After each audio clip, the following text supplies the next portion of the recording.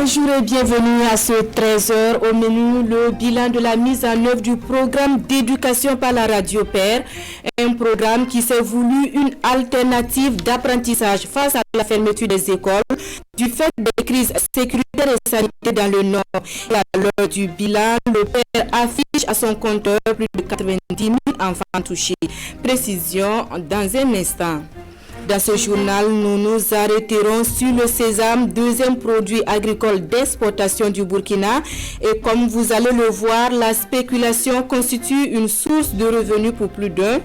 Il faut donc veiller au respect des normes pour être compétitif sur le marché. Producteurs, exportateurs et intermédiaires se donnent la main pour relever à ce défi. Et puis ce dimanche est jour de vote au Niger qui des 31 candidats en liste pour succéder à Mahamoudou Issouf et qui pour un siège à l'Assemblée nationale, les 7 millions d'électeurs sont appelés à voter pour un double scrutin présidentiel et législatif. Merci de nous recevoir chez vous. Nous ouvrons ce journal au palais de Kossiam où le président du Faso a reçu ce matin le premier ministre malien. Mokhtar Ouane se dit porteur d'un message de félicitations au président du Faso pour sa réélection et au peuple burkinabé pour la maturité de sa démocratie. L'occasion fut belle pour revisiter quelques axes de la coopération bilatérale. Le point des échanges avec Urbain Benito Somé et Sekou Zongo. Le premier ministre malien, porteur d'un message au président du Faso, envoyé par le président malien, Mokhtar Ouane, traduit les félicitations du peuple malien à Roch Kaboré et au peuple burkinabé. Nous sommes très heureux de cette belle leçon de démocratie que le Burkina vient d'administrer à l'ensemble du continent à travers la préparation, l'organisation, le déroulement et l'issue des scrutins présidentiels et législatifs qui viennent de se dérouler. Une belle leçon de démocratie parce que ceci s'est passé dans un contexte difficile, sécuritaire difficile, incertain, mais le résultat a révélé la grande maturité du peuple burkinabé qui est aussi un message très fort envoyé à l'ensemble de nos pays. Un message fort que les deux pays comptent exploiter à travers une coopération bilatérale basée sur un partage d'expériences. Et sur la question, le domaine sécuritaire reste une préoccupation principale pour les deux pays. Au plan de la sécurité, nous avons des préoccupations communes. Il s'agira de stabiliser nos pays et au-delà notre espace communautaire et même l'espace régional sahélien. De ce point de vue, le Mali et le Burkina ont un rôle essentiel, une position centrale à jouer et nous sommes déterminés, les deux, à jouer ce rôle, notamment dans le cadre de la force conjointe du G5 Sahel. D'autres domaines de coopération sont ici explorés. La coopération transfrontalière, l'agriculture, l'éducation, le numérique ont été désignés et les deux parties s'engagent à relever les défis en la matière à travers une mutualisation des efforts. Il a vu le jour il y a 9 mois au moment où les écoles étaient fermées du fait du Covid-19 et dans un environnement à fort défi de sécurité. Lui, c'est le père, le programme d'éducation par la radio. Il s'est surtout voulu une alternative d'apprentissage hors des salles de classe. À l'heure du bilan, le père aurait permis à plus de 90 000 enfants d'apprendre à travers la radio. Le bilan complet du programme avec Abassé Traoré et Abdoul Rasmani Zongo. À Waïguia, le père, programme d'éducation par la radio, s'auto-évalue après 9 mois de mise en œuvre. Le père est une initiative du CDC, Centre diocésain de communication, pour assurer un apprentissage continu aux élèves affectés par l'insécurité et le Covid-19. Ce programme d'éducation alternative a permis de suppléer au manque à gagner dû à la fermeture des écoles, elle-même provoquée par la double crise sécuritaire et sanitaire. Nous pensons avoir vraiment contribué au rayonnement des enfants dans notre localité. Nous pensons avoir contribué non seulement à les garder dans ce cadre éducatif, mais aussi à leur redonner espoir par rapport à demain. Ainsi, plus de 90 000 élèves ont été touchés et ont pu apprendre ou réviser des leçons et des calculs en français et en langue locale. Et le programme d'éducation par la paix a permis en tout cas de donner en tout cas un certain nombre d'informations et même enseigner un certain nombre de choses à des élèves qui n'avaient plus accès aux écoles. Et je pense que ça a été vraiment très bénéfique. Et nous souhaitons la pérennité de ce programme afin d'aider nos enfants à rester sur les bancs. Autre acquis engrangé est que le père a facilité la riposte contre le Covid-19. En effet, élèves et parents ont été sensibilisés sur la lutte contre la maladie à coronavirus en s'appropriant les gestes barrières ou en recevant des kits de protection. Nous restons dans la région du Nord où l'association pour le bien-être de l'enfance en difficulté ABED veut améliorer les conditions d'études des enfants du village de Oula. Cela se fera à travers la construction d'une école en matériaux définitifs qui viendra effacer l'école sous Payotte. Sont également au programme un forage et un terrain de football. Précision avec Sekou Zongo. Le cri de cœur de cet ancien de Ziga, village situé dans le Yatenga, a été entendu par l'Association pour le bien-être de l'enfance en difficulté, ABED. Dans 3 mois, cette école sous Payotte sera remplacée par un bâtiment de 3 salles de classe, plus un bureau. C'est vraiment une grande joie d'être là aujourd'hui dans ce village. D'abord, l'objectif de ABED, c'est d'aider les enfants en difficulté. Et le cri du cœur de notre papa a vraiment touché le fondateur, raison pour laquelle il a tenu à réaliser le rêve du vieux. Donc c'est ce qui nous a motivés à faire la première priorité. Un autre heureux, c'est le maire de Oula, commune dont relève le village de Ziga. Oula compte encore plusieurs écoles sous Payotte et cette initiative de l'Association pour le bien-être de l'enfance en difficulté vient donc soulager toute la commune. C'est une joie, une très grande joie, parce que c'était une grosse épine à mon pied. Et du fait qu'on ait pu enlever cette épine, il s'agit de pouvoir continuer. Et je remercie encore une fois de plus ABED International pour cette vision d'aider les enfants, surtout les enfants en difficulté, partout. Parce que ce n'est pas seulement au Burkina Faso. Et nous souhaitons en tout cas bon vent à cette association qui œuvre beaucoup pour la santé et l'éducation dans notre pays. En plus de ces salles de classe, un forage et un terrain de sport seront réalisés par l'Association pour le bien-être de l'enfance en difficulté au profit des enfants de Ziga. Retour à Ouagadougou pour cette conférence de presse bilan de l'Association pour un développement durable au Burkina Faso. Au nombre des actions menées par l'association entre 2019 et 2020, l'octroi de microcrédits à une centaine de femmes et de filles mères et de vivres aux personnes déplacées internes. Jean-Eudes Bayala et Vincent Tiendregogo nous en disent plus. L'Association pour un développement durable au Burkina Faso fait le bilan de ses actions durant la période 2019-2020. À ce point de presse, cette association énumère un certain nombre de programmes qu'elle a mis en œuvre. Des programmes allant de l'accès au logement à l'accès au microcrédit pour des activités économiques au profit de ses membres.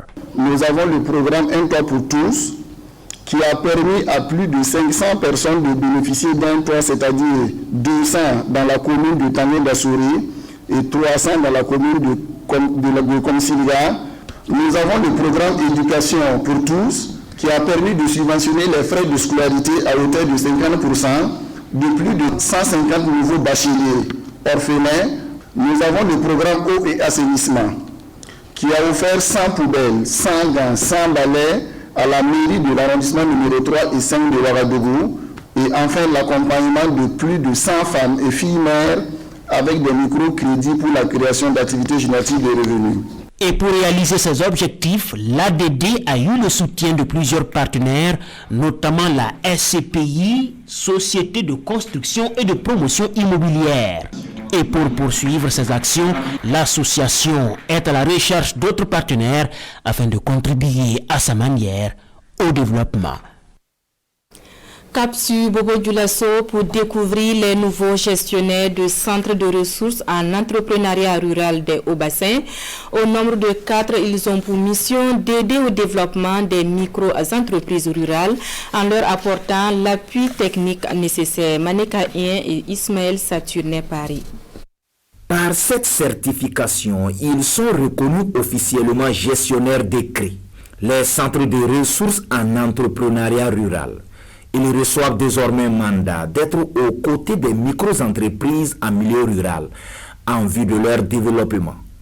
Et ce travail de sélection de ces personnes de ressources est l'œuvre de la maison de l'entreprise qui collabore avec les PAPFA, le projet d'appui à la promotion des filières agricoles. Il s'agira en fait pour ces nouveaux gestionnaires de créer, de travailler de sorte à ce que les micro-entreprises rurales puissent désormais avoir accès aux services de développement d'entreprises. Donc que demain, on ne soit pas en train de parler de micro-entreprises rurales, mais de petites et moyennes entreprises. 77 au départ, ils sont 4 à être certifiés dans la région des Hauts-Bassins comme gestionnaires d'écrits. Malgré l'immensité de leur mission, ils rassurent être bien outillés pour relever les défis sur le terrain. On a eu beaucoup de renforcement des capacités, on a eu des cas pratiques sur le terrain où quand même on s'est rendu compte quand même des réalités du terrain et de tout ce qui nous attend. Je les ai rassurés au nom de monsieur le gouverneur de la région des Hauts-Bassins, de l'accompagnement des autorités pour que la mission qui leur a été confiée soit facilitée à tous les niveaux. Ces 4 nouveaux gestionnaires portent à 9 le nombre de gestionnaires décrits pour le compte du PAPFA dans la région des Hauts-Bassins. Ils promettent faire de la charte d'éthique des gestionnaires décrits leur boussole de tous les jours. Du Lasso, nous nous rendons dans la cité des Banquis où la gestion des eaux souterraines et de surface était au cœur d'une rencontre d'échange entre le ministre en charge des questions de l'eau, la presse et les agences de l'eau du Burkina. L'ambition étant d'améliorer l'intervention de ces agences sur le terrain, notamment le recouvrement de la CFE, la contribution financière en matière d'eau. Yves Rwamba et Karim Ouedraougou. 125 francs CFA le mètre cube, c'est la contribution des usagers des eaux souterraines et de surface au Burkina Faso. L'application du recouvrement de cette taxe parafiscale dénommée contribution financière en matière d'eau CFE est instaurée depuis 2010 par le gouvernement burkinabé. Les productions d'eau potable à des fins sociales et ils sont facturés à 1 franc le mètre cube. La production d'eau potable à des fins commerciales, 50 francs le mètre cube. Puis il y a les industries minières et autres, 125 francs le mètre cube. Sur le terrain, le recouvrement de cette taxe, surtout au niveau de la catégorie des sociétés industrielles et minières, connaît des difficultés. Il y en a qui purement et simplement accusent un état laxiste au paiement de la CFE. Et vous savez qu'en la matière, tout droit, toute taxe, tout impôt, dès que tu le payes avec un retard, il est accompagné d'une pénalité pour ce retard. Et il y a certains qui, purement et simplement, prétendent ne pas reconnaître la loi. Au cours de cette rencontre, le ministre de l'eau et de l'assainissement a salué le courage et la détermination des agences de l'eau dans la défense de l'intérêt national. Il invite ainsi les assujettis à se conformer à la loi. Nous restons dans la région pour un coup d'œil sur la filière sésame. Dans la Kossi, l'un des bassins de production, producteurs, intermédiaires et exportateurs se donne la main pour une production de qualité et qui répond aux normes internationales. Le focus est fait pour nous par Yves Ramba, Dramanso et Hélène Sebogo. Des champs presque vidés de leur contenu, des tas de tiges de sésame. Nous sommes dans les champs de production de sésame de Kansara, dans la province de la Kossi. Ici, comme ailleurs, les producteurs se donnent la main pour proposer du sésame de qualité qui répond aux normes du marché national comme international. Pour y arriver, des conditions requises sont exigées. D'abord, il faut que le sésame soit propre, que que les graines soient de la bonne graine, que la variété du sésame soit de la bonne variété, précisément la S42 que nous on produit beaucoup. On parle de la salmonelle, de aflatoxine, donc on parle de tout ça. Bon, alors que pour éviter ça, on sensibilise nos membres à ne pas utiliser des produits chimiques. Après avoir maîtrisé les techniques de production d'un sésame de qualité, les producteurs travaillent à mieux rentabiliser le fruit de leur labeur. L'année dernière, on a fait 20 groupes, on a pesé, c'était 300 sacs qu'on a produit en l'air à Dédougou. Cette année, on veut faire comme ça ici. Le kilo, l'année dernière, on a pesé c'était à 575 le kilo. C'était le 10 décembre, l'année passée. Dans cette vente groupée du précieux sésame interviennent des intermédiaires de commerce. Leur rôle est de faciliter l'écoulement du sésame et minimiser les impayés. Quand ils nous donnent le prix, bon, notre coopérative on prend, si c'est à 575, nous on enlève les 10 francs posés, la coopérative gagne 5 francs et ce qui nous a donné de passer 5 francs aussi. La non-maîtrise des techniques culturelles modernes et les crédits constituent des obstacles pour les producteurs de sésame. Cependant, une solution pointe à l'horizon avec l'appui du gouvernement et de ses partenaires. On a formé ce que nous appelons les promoteurs d'entrepreneuriat agricole pour leur permettre de pouvoir accompagner les coopératives pour estimer en termes de la propriété, la qualité du sésame. Et comme je vous dis, on a des tamis, on a des sondes, on a des bâches. Si toutefois le sésame présenté à la coopérative ne répondait pas aux normes nationales comme internationales, ce sésame est rejeté pour être tamisé et calculé. Et il faut qu'on ait un sésame dont le taux de propriété va au-delà de 96 à 97%. Plus de 50 000 tonnes de sésame sont attendues pour cette campagne agricole 2020-2021 sur l'ensemble des 6 provinces de la région de la boucle du Mouroun. En santé, l'organisation humanitaire IRC s'installe à Waïbia. L'un des premiers actes, un don d'équipements médico-techniques au centre hospitalier régional de Waïbia. La remise du matériel d'un coût de 85 millions de francs CFA a eu lieu la semaine dernière, précédée de la présentation de l'organisation au comité de gestion des épidémies du Nord. Abassé Traoré et Karim Bikenga. Des diapositives pour présenter IRC, International Rescue Committee, une première pour cette ONG dont les bureaux sont ouverts à Waïbia il y a quelques mois. L'assistance est constituée des forces vives de la région du Nord. L'organisation humanitaire vient aider les populations en difficulté. Précision de son directeur pays. On pense qu'on a toute notre légitimité ici à intervenir au Burkina Faso, étant donné la crise actuelle, et donc on aide les populations vulnérables actuellement à survivre ou à se relever, notamment je pense aux déplacements internes. La présentation de International Rescue Committee intervient en marge de la 5e session du comité régional de gestion des épidémies, une session financée par ILC dans le cadre de son projet mondial de préparation et de réponse au Covid-19. Séance tenante, elle fait don d'équipements médicaux de 85 millions de francs CFA au centre hospitalier universitaire régional de Waïbia. Il y a les oxymètres pour les extracteurs d'oxygène, il y a le matériel de protection individuelle, ainsi de suite, les gels et tout ça.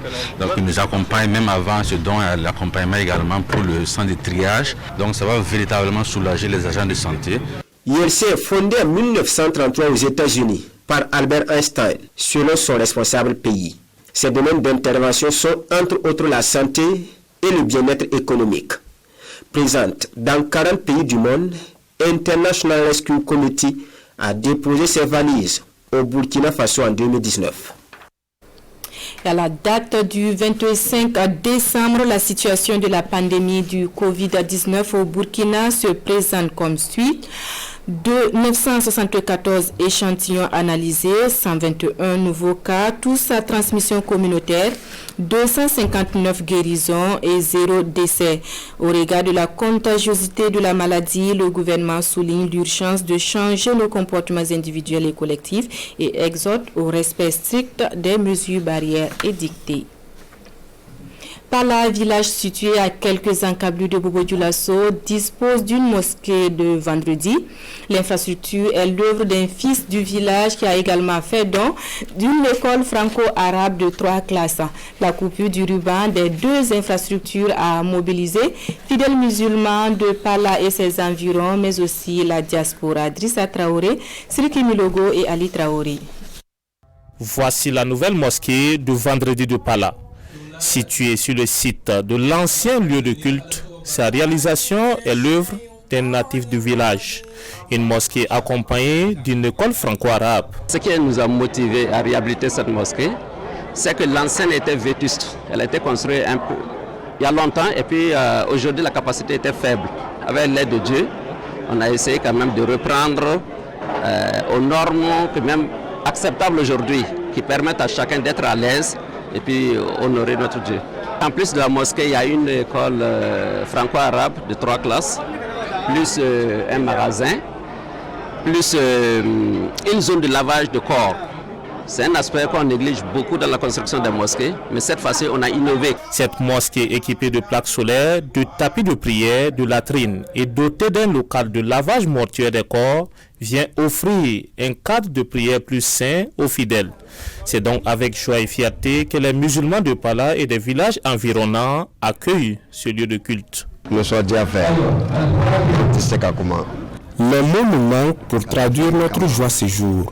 Nous prions Dieu afin que les affaires du donateur, qui n'est autre que notre frère et fils, puissent prospérer et que son œuvre soit récompensée au centuple. Le donateur souhaite que cet édifice soit un lieu de raffermissement de la foi à travers des prières. Son inauguration a servi de cadre pour prier afin que le Burkina Faso retrouve la paix et la cohésion sociale. Hors de chez nous et au Niger voisin, 7 millions d'électeurs sont appelés aux urnes ce dimanche. Et c'est pour un double scrutin législatif et présidentiel avec 31 candidats en lice pour la succession de Mahamoudou Issoufou. Le Niger se prépare à une grande journée électorale ce dimanche. Le pays de l'ouest du continent va s'offrir un double scrutin présidentiel et législatif et choisir surtout un successeur à Mahamadou Issoufou qui, conformément à la Constitution, ne se présentera pas à sa succession après 2 mandats d'affilée depuis 2011. Plus de 7 millions d'électeurs sont ainsi attendus dans les urnes et les Nigériens auront le choix ce dimanche car pour la première fois dans l'histoire du pays, 31 candidats seront sur la ligne de départ. 10 autres candidats ont vu leur dossier rejeté par le Conseil constitutionnel, dont Hama Amadou, 3e de la présidentielle en 2011, est mis hors course en raison de sa condamnation à 1 an de prison. La capitale Niamey s'est mise depuis quelques jours aux couleurs de cette élection et attend désormais, comme les 23 millions de Nigériens, de connaître le nom de son nouveau président. Fin de cette édition. Merci à vous qui l'avez suivi. Bon après-midi en compagnie de nos programmes.